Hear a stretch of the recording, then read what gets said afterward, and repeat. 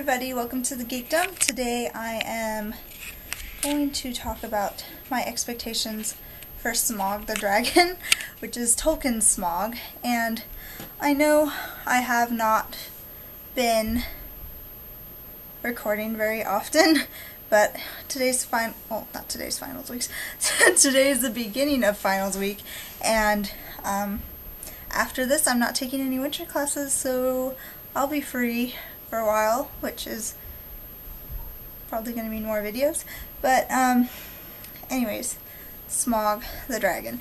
And I know that since the Hobbit's being made into 3 movies, that Smaug is obviously not going to be in the first one. Maybe they'll like flash him in there every once in a while, I don't know,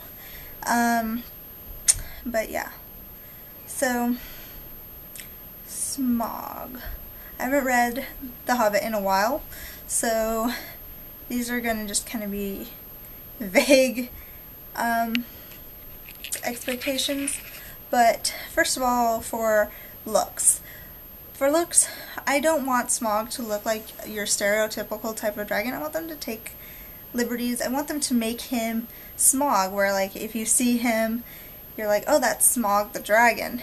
I don't want it to be like, oh, that's some random red stereotypical dragon. And by stereotypical dragon, I don't have any like examples to show you, but I'm pretty sure if you just think, oh, medieval fantasy dragon, you have an image in your head, and I'm pretty sure that's a stereotypical type image. And that is the feline type body, where, you know, the hind legs are like cat-like, and, you know, the front is just, it's kind of cat-like the way its back arches, just feline type middle section of the body, you know, from like the neck down to, you know, the hind legs. And, you know, they can function kind of like on their hind legs, obviously not like a human, but like a cat, and they can kind of function on all fours as like a regular 4-legged creature. And then comes the serpentine tail, which is a bit long, and then the elongated neck, which isn't too long, but it's just elongated, and then stereotypically they have like ridges or fire breathing, so on and so forth. But I always imagined Smaug, I was going to call him Squog, as squat, like kind of like toward the ground, lizard-like. That's probably why I was going to say Squog, because I had like squat and Smaug. Okay. So yeah, like a lizard or an alligator, low to the ground, can only function on all fours, as opposed to like he can't get up to his hind legs. I don't know why. That's just how I imagine him, and I'm not quite sure how Tolkien undescribed him, since it's been like a year or two since I've read it. But I would like to see that kind of dragon, Smaug to be that kind of dragon, and I would also like to see more like bright red scales as opposed to like a deep blood red. Just personal opinion. I'm pretty sure his scales were described as like a bright, maybe like a brassy red, but I can't quite remember. So yeah, that's what I would like look-wise, but that's not as important to me as the characteristics of Smaug. That his features physically aren't really what makes Smaug Smaug. And while I would like him to look unique to the point where people will be like, oh, that's Smaug the Dragon, I definitely want them to capture the essence of Smaug through his characteristics. And, you know, he kind of sets up what most people imagine dragons are. And that's, you know, the greed for gold and treasures and gems and so on. And then, you know, the full of himself.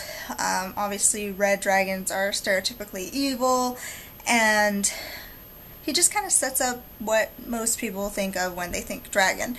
And I know obviously Smaug is not the first dragon, and he's not what set up dragons.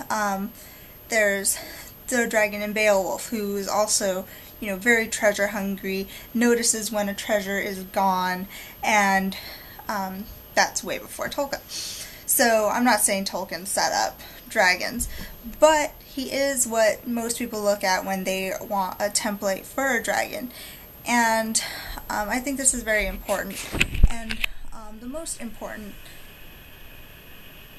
thing about him is his conversation with Bilbo. That is the most revealing scenario that reveals a lot about Bilbo as a character, and it reveals a lot about Smaug as a character. And their conversation is so key to dragon lore as well as the characters themselves, and I don't want them to mess that up, because I remember Saruman from the books. He was like the master of persuasion. Like, I was always intrigued by him because his art with words, and I love that concept. And in the movies, where is that?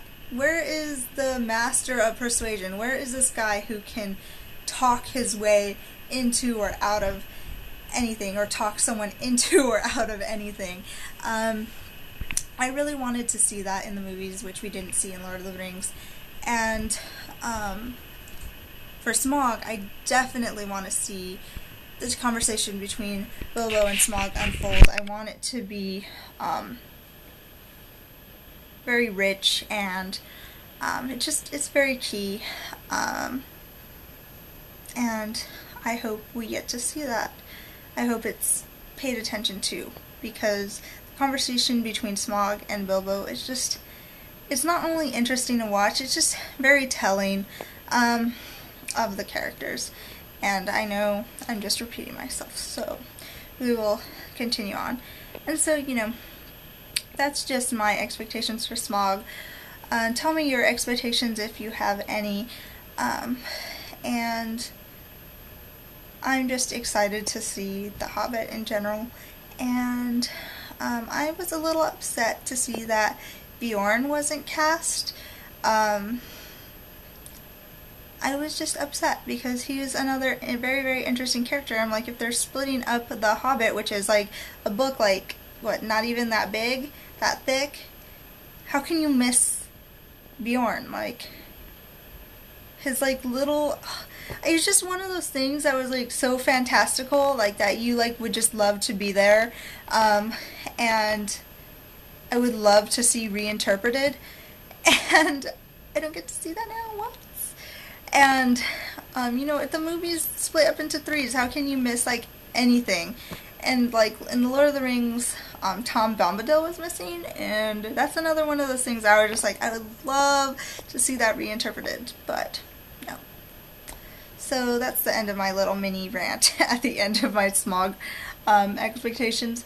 So I plan to do a little bit more of these just little Hobbit analysis things, because I don't know, I really like to do them, and I will be reviewing that for you guys if you so want. Actually, I'm going to review it anyways. I don't care if you guys want it or not. I really love The Hobbit, and I really want to talk about it with you guys, so stay tuned. And I got an Instagram, so if you want to follow me on Instagram, it's the Lady Kaylah, and everything else that you need to know about me is in the description below. So if you want to find me on Facebook, Twitter, anything, you can do that, and it's in the description below.